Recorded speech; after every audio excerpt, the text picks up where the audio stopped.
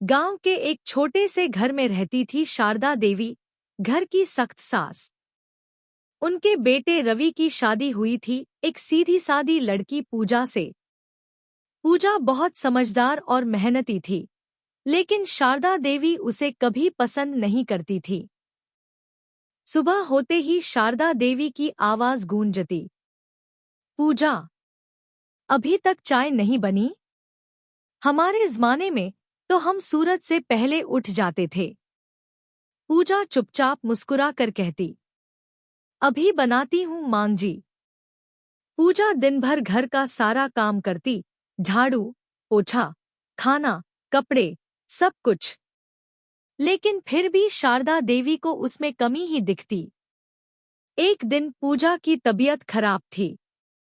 उसे तेज बुखार था, लेकिन फिर भी वह रसोई में काम कर रही थी। तभी रवि ने देखा और गुस्से में माँ से बोला, माँ, पूजा बीमार है, उसे आराम करने दीजिए। शारदा देवी बोली, हमारे ज़माने में कोई आराम नहीं करता था, काम तो करना ही पड़ता है। पूजा चुप रही, लेकिन उसकी आंखों में आंसू थे।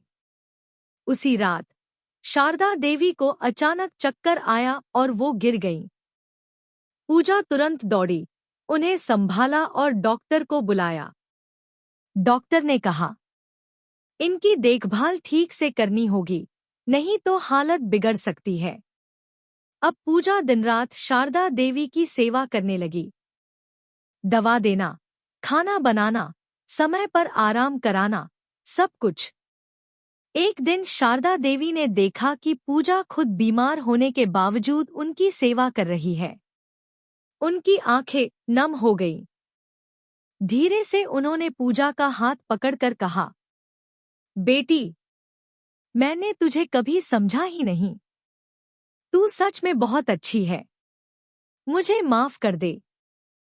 पूजा मुस्कुराई, मां जी, आप भी तो मेरी माँ जैसी हैं। माफी कैसी? उस दिन के बाद शारदा देवी बदल गई। अब वो पूजा से प्यार से बात करती, उसका ख्याल रखती। रवि मुस्कुराते हुए बोला, अब मेरा घर सच में खुशहाल हो गया है। सीख, रिश्ते प्यार और समझ से बनते हैं, ना कि सख्ती और गुस्से से। हर सास को याद रखना चाहिए, वो भी कभी बहू थी।